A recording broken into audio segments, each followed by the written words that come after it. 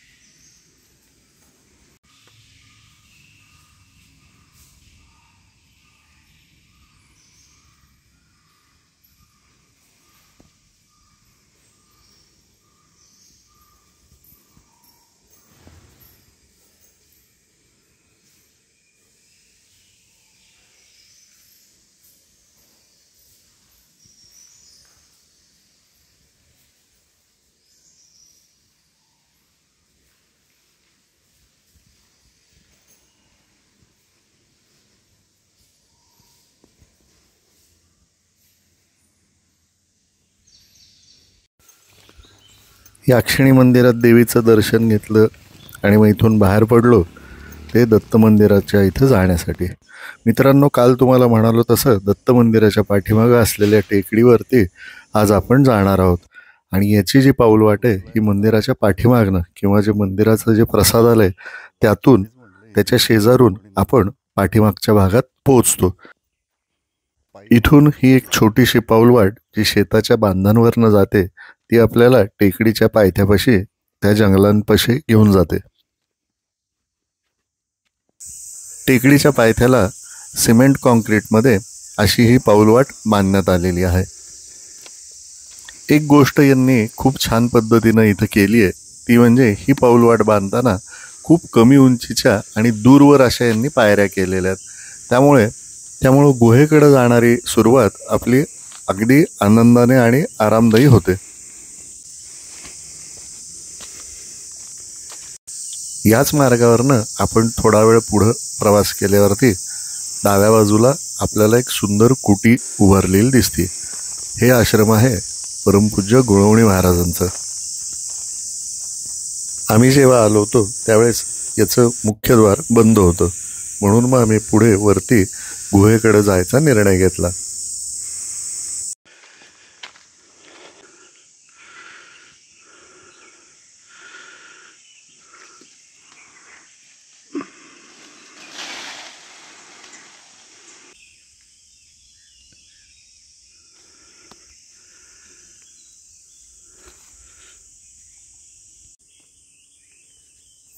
गुहेकडे जाणाऱ्या वाटेत आपल्याला ठिकठिकाणी आराम करण्यासाठी, विश्रांती घेण्यासाठी असे बाक बसवलेले आहेत, जेणेकरून काही क्षण विश्रांती घेऊन आपण परत पुन्हा मार्गस्थ होऊ शकतो.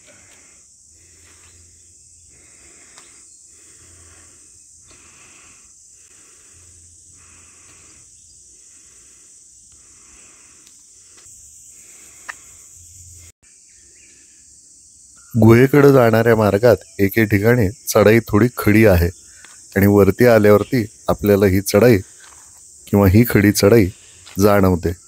पण एक गोष्ट चांगली आहे की वरती जाईपर्यंत दुतर्फा रेलिंग उभारण्यात आलेत, ज्याच्या आधारानं आपण अत्यंत व्यवस्थितपणे वरपर्यंत पोहोचतो.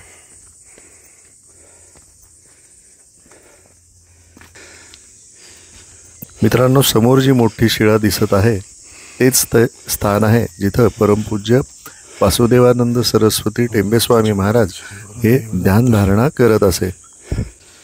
गुहेच्या अलीकडेच आपल्याला चप्पल आणि बूट काढण्यासाठी जागा करण्यात आली आहे.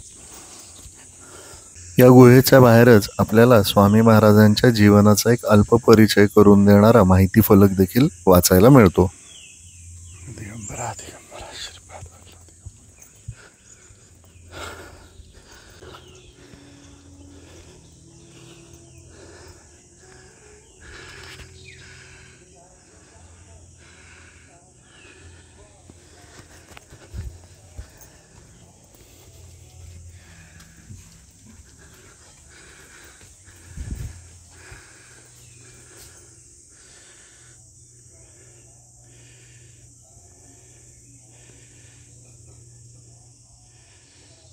इथे एक सद्गृहस्थ भेटले जे इथं येऊन सेवा करत असतात.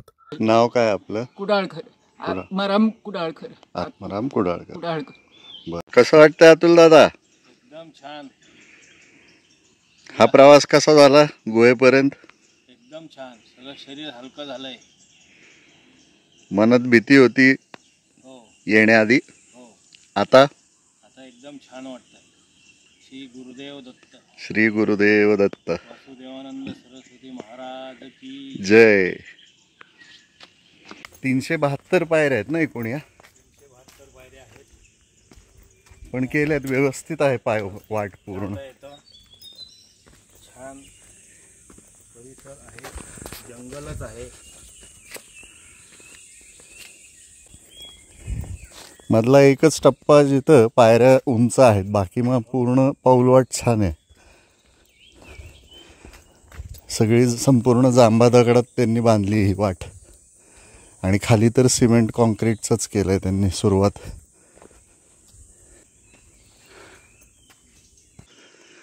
हे गोळवणी महाराजांचा आश्रम आहे. बघू ना आता उघडा असेल तर. मगाशी बंद होता दार.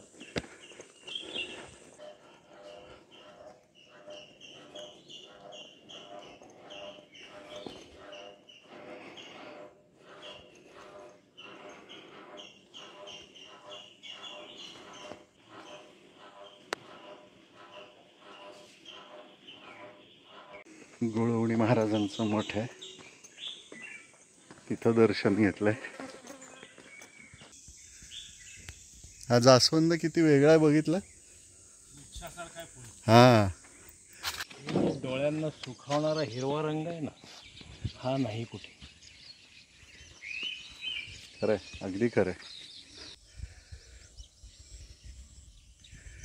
तिथे वरती गेलो होतो आपण,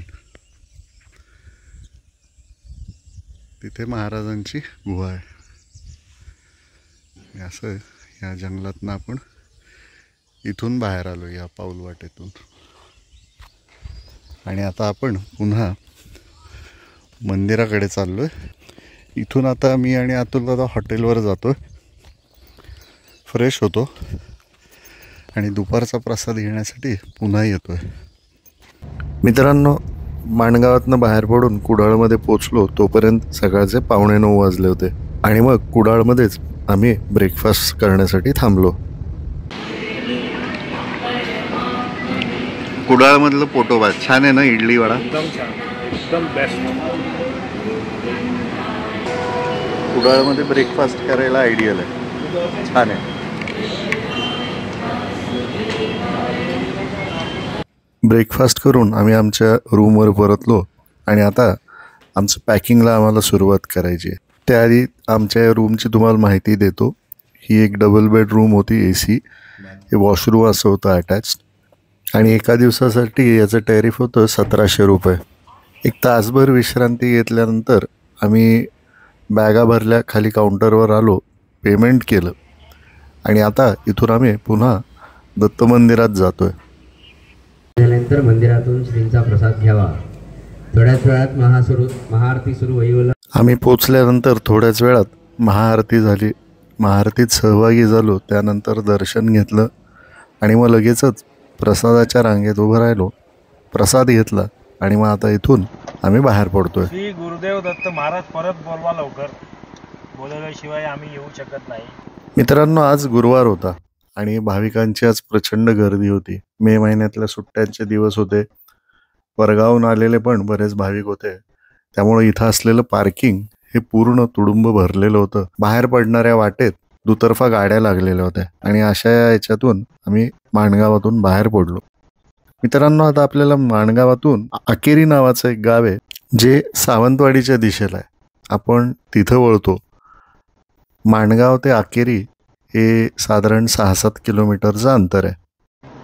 5 किलोमीटरवरून लेफ्ट, 68 किलोमीटर अगोदर.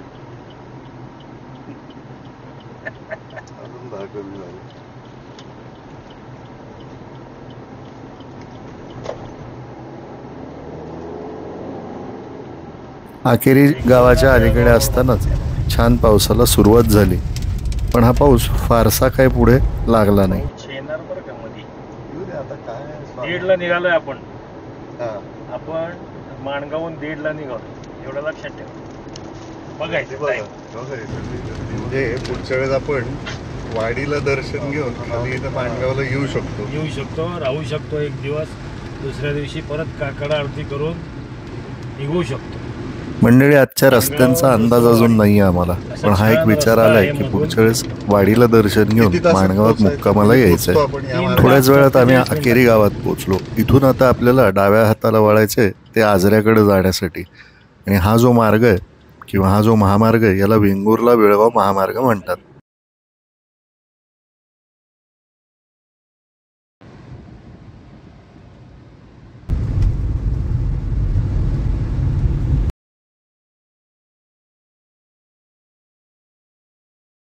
इथून आपला प्रवास सुरू होतो तो आंबोली घाटाकडे जाण्यासाठी. आंबोली घाट ओलांडून आपण आजऱ्यामध्ये दाखल होणार आहोत. तत्पूर्वी हा घाट आपल्याला ओलांडायचा आहे. 8 किलोमीटर आम्ही प्रवास केला होता ते उन्हाळ्याचे दिवस होते. मे महिन्यातला हा प्रवास आहे. आपण जेव्हा हा व्हिडिओ बघाल त्यावेळेस पावसाळा असेल. इथला निसर्ग अजूनही वेगळा फुललेला असणार आहे. धबधबा बघायला येतात पावसाळ्यात आंबोलीचा.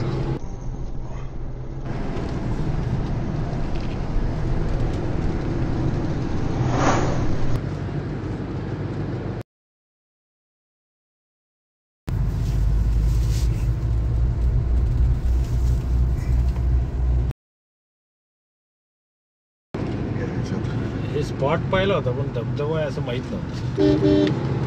आता राय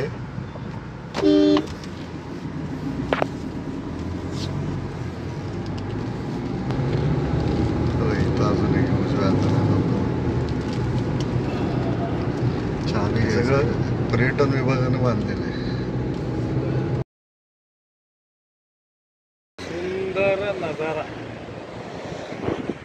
आंबोली घाटातून प्रवास करत असताना एका क्षणी इतका सुंदर निसर्ग बघून थांबण्याचा मोह झाला, आणि अशा सुंदर वातावरणात चहा आणि भजी जर मिळाली तर पुढचा प्रवासही खूप सुंदर होतो. चहा भजी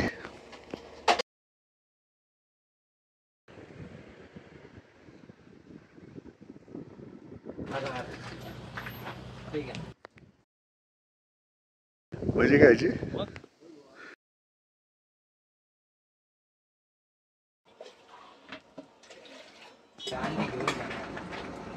अंटीवर मारणार एक होतं.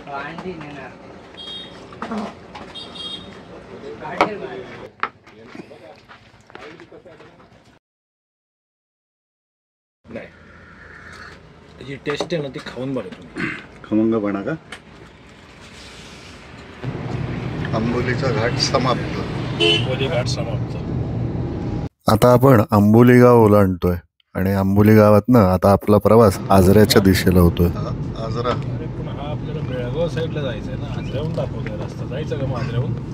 बेळगाव साईडला नाही जायचं आपल्याला, तो आजऱ्यात नाही आणि गार वारा सुटतो. हो मित्रांनो, आंबोली घाट ओलांडल्यानंतर आपल्याला आजऱ्याच्या दिशेला वळायचं हे लक्षात घ्या. आपल्याला बेळगावकडे जायचं नाही आहे. आंबोली ते आजरा हे साधारण 30 किलोमीटरचं अंतर आहे आणि यासाठी आपल्याला 20 ते 25 मिनिटं लागतात. हा रस्ता वेगळा आहे सचिन. हो पण वाडीत जातोय ना. तो वाडीत जातोय.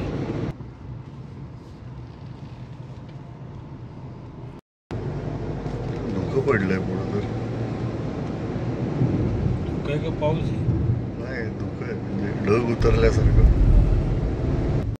थोड्याच वेळात आम्ही आजऱ्यामध्ये दाखल झालो.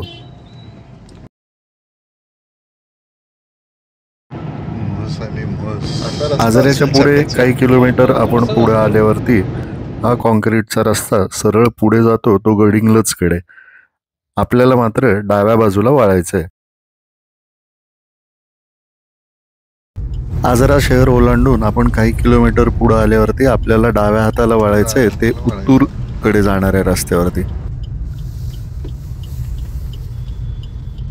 कोल्हापूर निपाणीकडे जाणाऱ्या रस्त्याला आपण लागलो की काही अंतरावरती पुढे गेल्यावरती पुन्हा आपल्याला डाव्या हाताला वळायचंय. हे जे ठिकाण आहे याला उत्तूर फाटा म्हणतात आणि उत्तूर फाट्यावरनं आपल्याला आता सरळ जायचंय ते कापशीच्या दिशेला.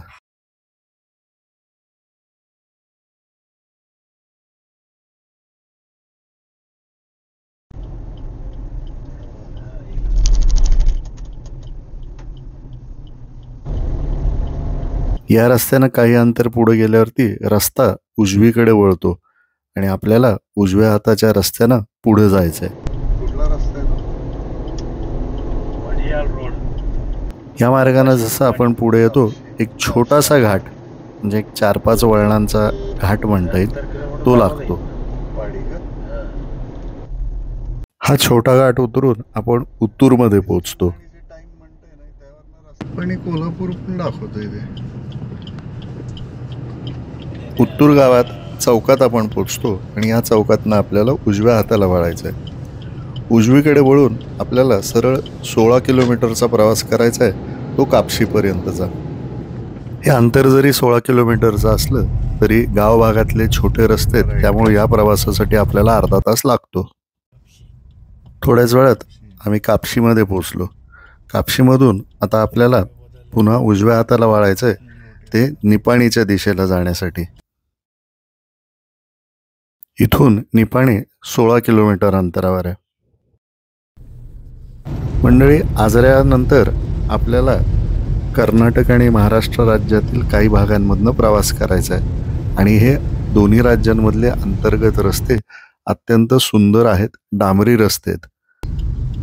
कापशी सोडल्यानंतर कापशीनंतर पुढे 10 किलोमीटरवरती लिंगनूर नावाचं एक गाव लागतं आणि या लिंगनूर गावातनं आपल्याला उजव्या हाताला वळायचं आहे निपाणीकडे जाण्यासाठी.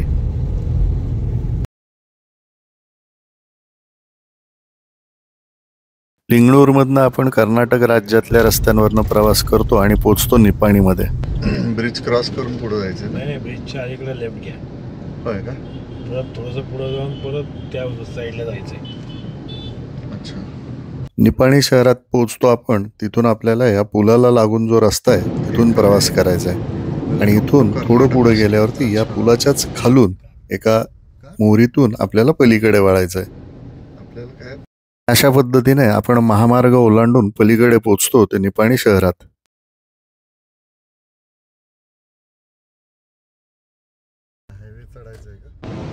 निपाणी मधल्या सुंदर रस्त्यांवरनं चाललाय प्रवास आता. निपाणीमधून 22 किलोमीटर प्रवास करून आपण पोहोचतो बेडकीहाळ या गावात. कोट सर्कल हे निपाणी आहे.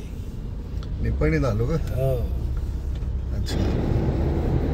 इथनं लेफ्ट ना. बेडकिहाळ गावातून आपल्याला नरसोबाच्या वाडीकडे जाणाऱ्या रस्त्यावरती वळायचे आहे आणि या कमानीतून आपण डाव्या बाजूला वळतो ते नरसोबाच्या वाडीला जाण्यासाठी. इथून 21 किलोमीटर अंतरावरती नरसोबाची वाडी आहे. इचलकरंजी रोड आहे.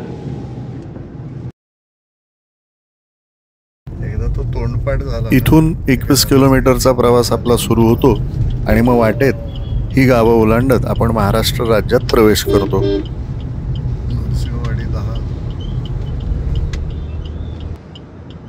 या अशा सुंदर रस्त्यांवरनं प्रवास करत आम्ही थोड्याच वेळात कुरुंदवाड ओलांडलं आणि कुरुंदवाड नंतर आपण लगेचच नरसोबाच्या वाडीत दाखल होतो. नरसोबाच्या वाडीत दाखल होण्यासाठी म्हणजे गाडी घेऊन आपल्याला जायचं असेल तर प्रवेश शुल्क आहे 50 रुपये. पण याच्यामध्ये आपल्याला पार्किंग मोफत आहे.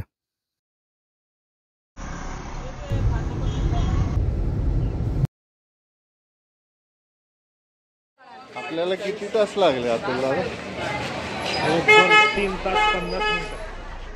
अशा पद्धतीनं माणगाव ते नरसोबाची वाडी हे 250 किलोमीटरचं अंतर 3 तास 50 मिनिटं पूर्ण करून आम्ही वाडीत दाखल झालो. मंडळी, आता नरसोबाच्या वाडीमध्ये एक नवीन घाट बांधण्यात आलेला आहे आणि हा नवीन घाट वयस्कर लोकांना डोळ्यासमोर ठेवून त्याची रचना केलेली आहे. म्हणजेच ह्या घाटावरती असलेल्या पायऱ्यांची जी उंची आहे ती कमी ठेवण्यात आली आहे, जेणेकरून वयस्कर मंडळींना देखील खाली आरामात उतरता येतं. आणि तसेच हातपाय धुण्याची व्यवस्था पण वरतीच घाटावर करण्यात आली आहे. मित्रांनो, आजची ही जी यात्रा आहे माणगाव ते नरसोबाची वाडी ही माझ्यासाठी विशेष महत्त्वाची आहे आणि याचं कारण दडलंय ते माझ्या पुणे ते द्वारका या ट्रिपमध्ये. ही ट्रिप माझी साधारण 3,500-4,000 हजार किलोमीटरची झाली होती, जी मी एकट्यानं पुण्याहून गाडी घेऊन केली होती. त्या प्रवासात परतीच्या प्रवासात म्हणजे माझा मुक्काम होता तो गरुडेश्वरमध्ये आणि गरुडेश्वरमध्ये असलेल्या श्री टेंबेस्वामींच्या समाधी मंदिरात मी गेलो होतो. त्यावेळेस मनात एक इच्छा होती की महाराजांचं जे जन्मस्थान आहे तिथं पण जायला मिळावं म्हणून. अतिशोक्ती नाही, पण ही मनात एक सुप्त इच्छा होती आणि यासाठी मी बऱ्याचदा एकटाच जाण्याचा प्रयत्न केला होता, पण ते शक्य झालं नव्हतं. यावेळेस मात्र अतुलदादांच्या पुढाकारामुळं मला माणगावला महाराजांनी बोलवून घेतलं आणि मला दर्शन दिलं, असं माझं स्वतःचं मत आहे. हा जो सगळा प्रवास घडला आणि तिथून म्हणजे माणगावातून आज पुन्हा मला वाडीला येता आलं, हा एक नवीन रस्ता, नवीन अनुभव घेता आला. ही सगळी स्वामी महाराजांचीच कृपा आहे असं माझं प्रामाणिक मत आहे. आता आम्ही पुण्याला जायला निघालोय. वाडीतून निघेपर्यंत संध्याकाळचे 7 वाजत आले होते.